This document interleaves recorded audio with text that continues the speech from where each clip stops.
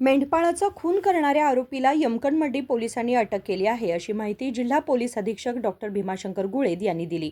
शनिवारी बेळगावमध्ये पत्रकारांशी बोलताना ते म्हणाले की हुक्केरी तालुक्यातील हट्टीआळूर येथील रायप्पा सुरेश कमती वय 28 हे हत्या झालेली व्यक्ती असून बसवराज कमती वय 24 हा अटक करण्यात आलेला आरोपी आहे. ಕಳೆದ ತಿಂಗಳು ಮೇ 9ರಂದು ನಮ್ಮ ಪೊಲೀಸ್ ಠಾಣೆಗೆ ಒಂದು ಮಾಹಿತಿ ಬರುತ್ತೆ. ಪಾಶ್ಚಾಪುರ ಹೊರವಲಯದಲ್ಲಿ ಒಂದು ಗದ್ದೆಯಲ್ಲಿ ಒಂದು ಕೆನಲ್ ಹತ್ತಿರ ಒಬ್ಬ ಯುವಕನ ರಕ್ತಸಿಕ್ತ ಶವ ದೊರೆತಿದೆ ಅಂತ ಹೇಳಿ ತಕ್ಷಣ ನಮ್ಮ ಪೊಲೀಸರು ಸ್ಥಳಕ್ಕೆ ಧಾವಿಸ್ತಾರೆ. ಅಲ್ಲಿ ಹೋಗಿ ಪರಿಶೀಲನೆ ಮಾಡಲಾಗಿ ಅವನು ಅದೇ ಊರಿನ ರಾಯಪ್ಪ ಅನ್ನೋಂಥ ವ್ಯಕ್ತಿ ಗೊತ್ತಾಗುತ್ತೆ. ಮತ್ತು ಅವನು ಕುರಿಗಾಯಿ ಆಗಿದ್ದ. ಈ ವಿಚಾರವಾಗಿ ನಾವು ಸಾಕಷ್ಟು ತನಿಖೆಯನ್ನು ನಡೆಸಿದ್ರು ಕೂಡ ಯಾವುದೇ ಮಾಹಿತಿಗಳು ಲಭ್ಯವಾಗ್ತಾ ಇರಲಿಲ್ಲ. ಈಗಾಗಲೇ ಸ್ಥಳ ಪರಿಶೀಲನೆ ನಡೆಸಿದಾಗ ಆ ಮೃತನಾದಂಥ ವ್ಯಕ್ತಿಯ ಕಣ್ಣಲ್ಲಿ ಖಾರದ ಪುಡಿಯನ್ನು ಹಾಕಿರೋದು ಗೊತ್ತಾಗಿತ್ತು. ಸೊ ಹಾಗಾಗಿ ಆ ಒಂದು ಆ್ಯಂಗಲಲ್ಲಿ ನಾವು ಹಲವು ಆಯಾಮಗಳಿಂದ ತನಿಖೆಯನ್ನು ಮಾಡ್ತಾಯಿದ್ವಿ.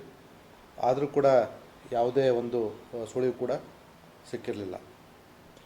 ಆದರೆ ನಮ್ಮ ಯಮಕನಮರಡಿ ಪೊಲೀಸರು ಛಲಬಿಡದ ತ್ರಿವಿಕ್ರಮನಂತೆ ಸತತವಾಗಿ ಈ ಕೊಲೆಯ ಹಿಂದೆ, ಕೊಲೆಯ ಗುಮಾನಿಯ ಸುತ್ತ ತಮ್ಮ ತನಿಖೆಯನ್ನು ನಡೆಸಿದಾಗ ಕಂಡುಬಂಥ ಅಂಶ ಏನಪ್ಪ ಅಂತಂದರೆ, ಈ ಕೊಲೆಯನ್ನು ಸ್ವತಃ ರಾಯಪ್ಪನ ತಮ್ಮನಾಗಿರ್ತಕ್ಕಂಥ ಬಸವರಾಜನೇ ಮಾಡಿರ್ತಕ್ಕಂಥದ್ದು ಅಂತ.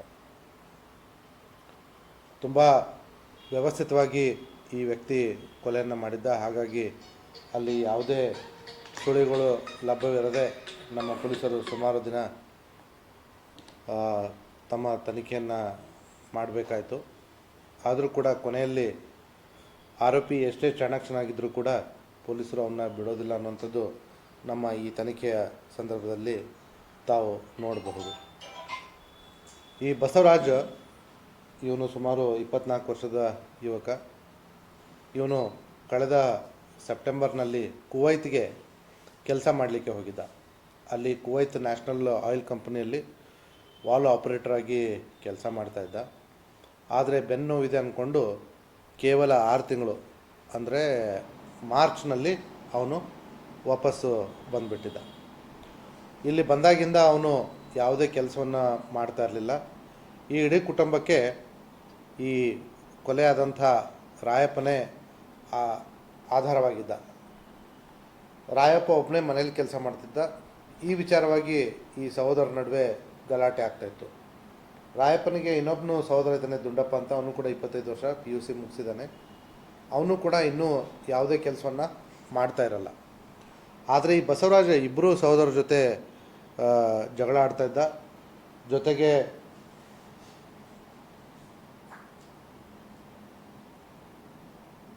ಈ ಕೆಲಸದ ವಿಚಾರವಾಗಿ ರಾಯಪ್ಪ ಕೂಡ ಅವನಿಗೆ ಬೈತಾ ಇದ್ದ. ಕೊಲೆಯಾದ ಹಿಂದಿನ ದಿವಸ ನಮಗೆ ಶವ 9ನೇ ತಾರೀಕು ಸಿಕ್ಕಿರ್ತಕ್ಕಂಥದ್ದು. ಆದರೆ 9ನೇ ತಾರೀಕು ಸಿಕ್ಕಿರ್ತಕ್ಕಂಥದ್ದು ಕೊಲೆ ಹಿಂದಿನ ದಿವಸನೇ ಆಗಿರೋದು ನಮಗೆ ಗೊತ್ತಾಗಿದೆ.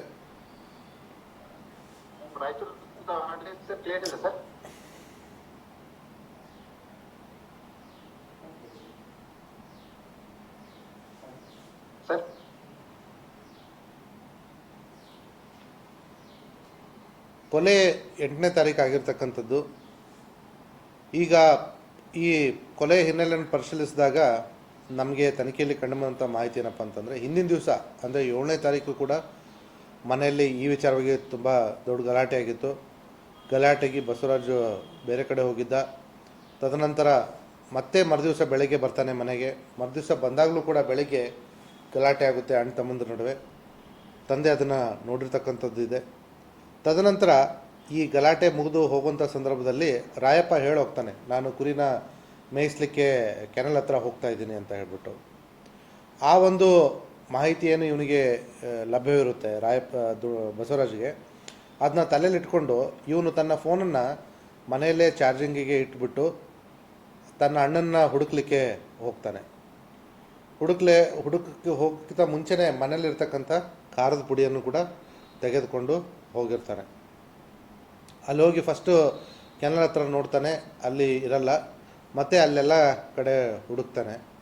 ಹುಡುಕಿದಂಥ ಸಂದರ್ಭದಲ್ಲಿ ಒಂದು ಮರದ ಕೆಳಗಡೆ ಇವನು ಮೃತನಾದಂಥ ರಾಯಪ್ಪ ತನ್ನ ಮೊಬೈಲ್ ಫೋನಲ್ಲಿ ರೀಲ್ಸನ್ನು ನೋಡಿಕೊಂಡು ಕೂತಿರ್ತಾನೆ.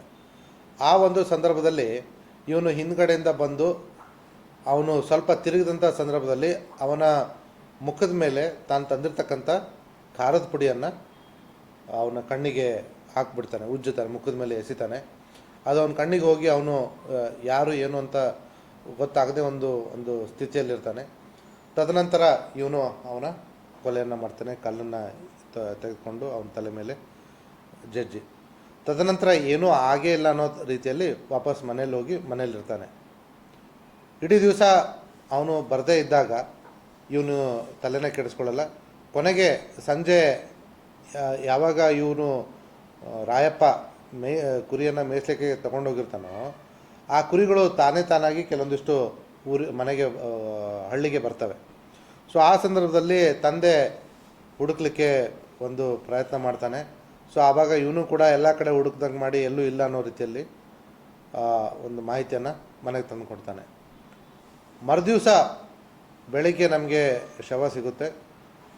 ತದನಂತರ ನಮಗೆ ಯಾವುದೇ ಒಂದು ಕುರುಹುಗಳು ಸಾಕ್ಷ್ಯಗಳು ಅಲ್ಲಿ ಲಭ್ಯವಿಲ್ಲದಿರೋದ್ರಿಂದ ಸುಮಾರು ದಿನಗಳ ಕಾಲ ನಾವು ತಡ್ಕಾಡಬೇಕಾಗುತ್ತೆ. ಬಟ್ ಕೊನೆಗೂ ನಮ್ಮ ಪೊಲೀಸರು ಆರೋಪಿಯನ್ನು ಹಿಡಿಯುವಲ್ಲಿ ಯಶಸ್ವಿಯಾಗಿದ್ದಾರೆ.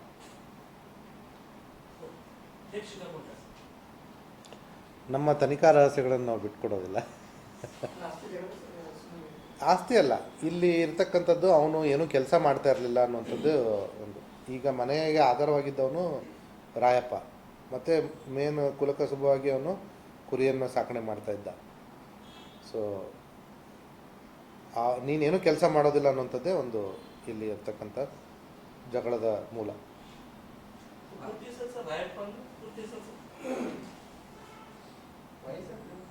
ಏನ್ರಿ? रायप्पा यांचा मृतदेह हत्या केलेल्या अवस्थेत आढळून आल्याचे डॉक्टर गुळेत यांनी सांगितले. विनोद कोलकार, KMM मराठी, बेळगाव.